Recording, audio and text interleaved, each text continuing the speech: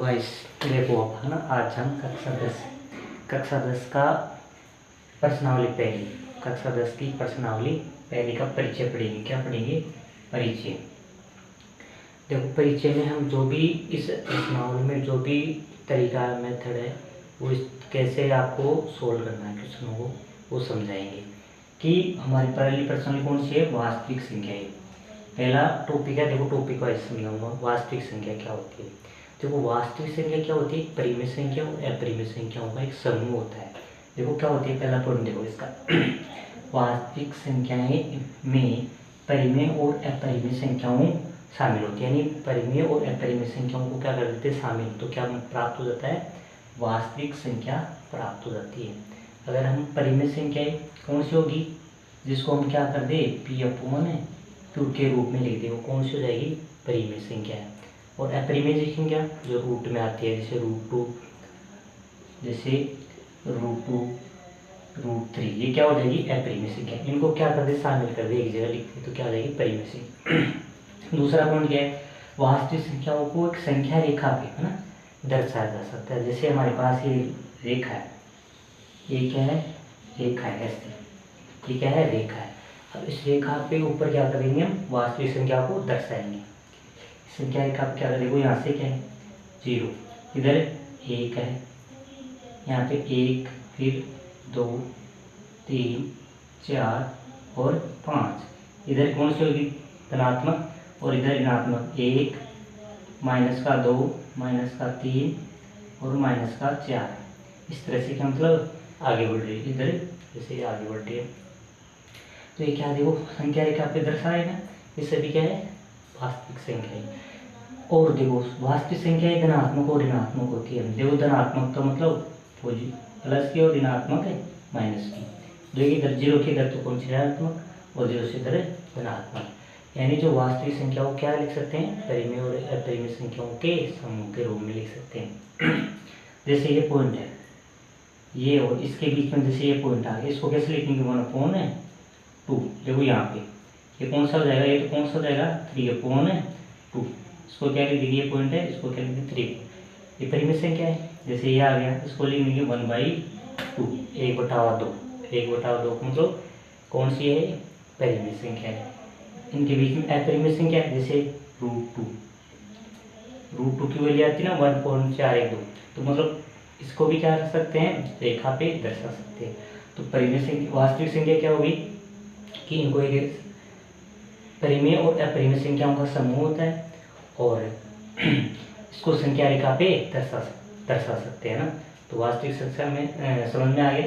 अब इसकी अंकगणितीय आधारभूत प्रमेय, इसे प्रश्न अंकगणित की आधारभूत प्रमेय।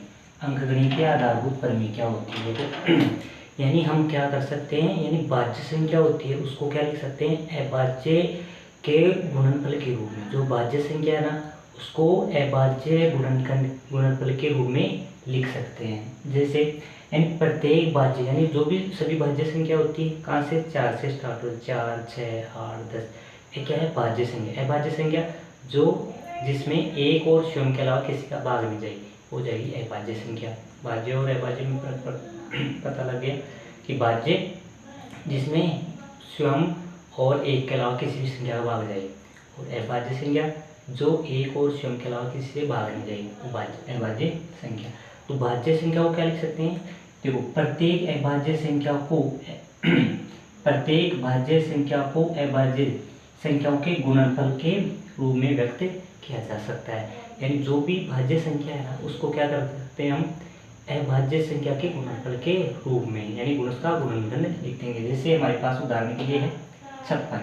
अब 56 को हम क्या लिख सकते हैं? देखो कैसे निकाले हो? ऐसे निकालते हो। ये है हमारे पास 56 है ना। 56 का आप कैसे निकालते हो? 2 का भाग। पहले कौन से है? अभाज्य संख्या 2 बार, फिर 8, फिर 2 का 2 कितनी बार गया? 14 बार। फिर 2 का फिर रोज है कितनी बार? 7, फिर 7 का 1 बार। ये अब देखो इनको सबको क्या लिख देंगे? गुणा के रूप में ना। तो देखो 56 को क्या लिख सकते हैं? 2 गुना 2 गुना 2 गुना फिर कितना लास्ट में? 7। यानी 56 को क्या देखो अभाज्य संख्या, देखो भाज्य संख्या थी और इसको अभाज्य संख्याओं के रूप में लिख दिया। अब सारी क्या है, अभाज्य संख्या है। ऐसे देखो दूसरा उदाहरण है, 182 संख्या है ना, 182। अब 182 को कैसे दिखाएंगे, ये हमारे पास 182, दो दो का बाद कितने बार गया, 9, 1, ये 2 नहीं जाता है, फिर किसका जाता है 7 का 13 बार, फिर 13 का जाएगा 1 बार। अब 182 को अभाज्य संख्या को कैसे गुणन लिखेंगे, 2 गुणा 7 गुणा 13। यहाँ देखो 182 भाज्य संख्या थी, इसको अभाज्य संख्या में 2, 7, 13 इस तरह से हमने लिख दिया। ये हो गया, यानी हम क्या, इसका मतलब क्या होगा, हम गणित थी अपादरूस परिमेय से कि प्रत्येक भाज्य संख्या को अभाज्य के गुणनफल के रूप में लिख सकते हैं। अब दूसरा एक है एलसीएम और एचसीएम। हम जैसे संख्याओं को किस विधि से गुणनखंड, एलसीएम और एलसीएम को गुणनखंड विधि, अभाज्य गुणनखंड विधि। जैसे ये हमारे पास उदाहरण है कि आपको निकालना एचसीएम किसका, 56 और 82 का। जैसे हमने क्या कर लिया, इनके अभाज्य गुणनखंड कर लिया, तो 56 और 82 का अभाज्य गुणनखंड कैसे होगा, पहले क्या करें, इनको सबको 56 के लिखो। देखो 56 एचसीएम में क्या होता है, हमेशा कॉमन जो सेम संख्या आती है वो लेते हैं। एचसीएम में क्या लेते हैं, सेम संख्या। जैसे कौन सी है, 2 और ये 2, तो 2। फिर आगे और कौन सी है, 7 और ये 7, कौन सा है 7, कितना आ गया, 7 दूनी 14, तो एचसीएफ कितना आ गया, 14 आ गया। तो एचसीएफ कैसे निकालते हैं, यानी दो क्या लिखते हैं, समान अभाज्य, दोनों को देखो 56 का और 182 का एचसीएफ, दोनों में क्या देखेंगे, समान गुणनखंड। देखो समान 2 है, फिर 7 है, यानी समान गुणनखंड देखते हैं किसके लिए, एचसीएफ के लिए। फिर एलसीएम कहते हैं, एलसीएम है ना, एलसीएम कैसे निकालते हैं, किसका, 56 और 182 का। तो देखो इसमें सबसे ज़्यादा लेते हैं, जो कॉमन है वो भी लेते हैं और जो कॉमन नहीं वो भी लेते हैं। देखो एलसीएम देखो 2 है, 2 आ गया, फिर देखो 7 भी है ना, 7 आ गया। अब देखो बाकी के जो रह गए वो भी लिखना है, 2 2 2 गुणा 2, फिर 13 रह गया, 13 लिख देंगे। यानी एचसीएम में क्या करते हैं, सभी को लेते हैं। देखो जो कॉमन है उनको ले लेंगे, जो कॉमन नहीं है उनको भी लेंगे। तो देखो गुणा 2, इनको गुणा करोगे 14 को 4 से करेंगे तो 56, और इसको गुणा करेंगे तो कितना आएगा, 728, कितना आएगा, 728। ये आ गया आपका, क्या आ गया, एलसीएम। इस तरह से एलसीएम। एचसीएफ तो कैसे करते हैं, अभाज्य गुणनखंड है ना, किससे, अभाज्य गुणनखंड से कैसे करेंगे, ये जो जोड़नी संख्या है उनके क्या निकालेंगे, अभाज्य गुणनखंड के रूप में लिखेंगे। फिर क्या लेंगे, जो एचसीएफ के लिए क्या लेंगे, कॉमन संख्या लेंगे ना, कॉमन से, जैसे 2 2 कॉमन है, फिर 7 कॉमन है, 2 गुणा 7 लिख दिया तो कितना हो गया, 14। फिर क्या लेते हैं एलसीएम के लिए, जो कॉमन है, देखो पहले कॉमन क्या था, 2 और 7, फिर कॉमन नहीं है कहाँ, 2 2 तो 2 2, फिर 13 13, इस तरह से क्या निकालेंगे, एलसीएम निकालेंगे। ऐसे आपके क्वेश्चन आएगा एग्जाम बोर्ड में भी, ऐसे क्वेश्चन आता है, इस तरह से आपको एलसीएम और एचसीएफ निकालना है। अब देखो दूसरा आगे तीसरा पॉइंट क्या है, एचसीएफ और तथा एलसीएम में क्या संबंध है, दोनों में संबंध क्या है, इसके बारे में पढ़ेंगे।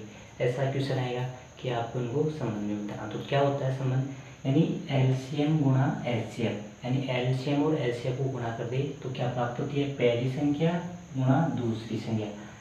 तो देखो पहली संख्या को, या फिर ऐसे बोल सकते हैं, पहली संख्या गुणा दूसरी संख्या बराबर एलसीएम और एचसीएफ। तो आपको इसमें से चारों में से 4 चीज़ें ना, इसमें से 3 चीज़ दे देगा और एक चीज़ पूछेगा। जैसे आपको पहली संख्या दे दे, दूसरी संख्या दे दे, और क्या पूछ ले, एलसीएम पूछ ले, एचसीएफ दे दे, या फिर एचसीएफ दे दे और एलसीएम पूछ ले। तो ऐसे ही क्या करेगा, आपको एक चीज़ पूछा। जैसे उदाहरण के लिए मैंने उदाहरण लिया कि पहली संख्या हमारे पास कितनी है, 56, दूसरी संख्या कितनी है, 82 है, और एचसीएफ कितना है इसका, 14 है। तो क्या निकालना है, एलसीएम। कैसे निकालेंगे, इससे अंक संबंध से है ना। देखो इधर निकालते रहते इस फॉर्मूले में, हमारे पास क्या आ गया, ये फॉर्मूला आ गया। यानी इस संबंध से हम दो संख्याओं का अगर एलसीएम और एचसीएफ दे रखा है तो निकाल सकते हैं। तो कैसे, पहली संख्या कितनी है, पहले देखो एलसीएम तो क्या करना है, फाइंड करना है, तो एलसीएम ऐसे लिख देंगे एलसीएम, फिर गुणा एलसीएम कितना है 14, फिर इक्वल टू पहली संख्या कितनी है 56 इंटू दूसरी संख्या कितनी है 182, ये आ गई दूसरी संख्या। सभी मान कर दिए इस फॉर्मूले में, जो समान दे रखे थे हमारे पास वो सभी मान इसे सूत्र में रख दिया हमने। अब क्या निकालना आपको एलसीएम, तो एलसीएम, अब देखो ये क्या है गुणा में, तो इसके डिवाइड में चला जाएगा, कितना आ जाएगा 56 गुणा 182, अब किसका भाग लग जाएगा 14 का भाग दो, कितनी बार जाएगा 1 और 4 बार, 56 में कितनी बार जाएगा 2 तो 56, तो एलसीएम देखो इसको गुणा करेंगे एलसीएम 4 दूनी 8, 832 2 और 4 3 7, 728, कितना आ गया एलसीएम 728। इसी तरह क्या करना आपको एलसीएम, अगर एलसीएम दे दे और एलसीएम ज्ञात कर ले, तो फिर एलसीएम दे दे तो एलसीएम ज्ञात कर सकते हो, पहली संख्या दे दे दूसरी संख्या नहीं दे दे और ये दोनों दे दे, तो इस तरह से आप इस संबंध से सब्स्टिट्यूशन कर सकते हो। हमारी प्रश्नावली पहले में इस तरह से ट्यूशन आएंगे, तो आपको सबको इसी तरह सोल्व करना है ना। तो अब इसकी एक्सरसाइज हम नेक्स्ट वीडियो में करेंगे, तो आपको क्या करना है लाइक करना और दोस्तों के साथ शेयर करना। All the best.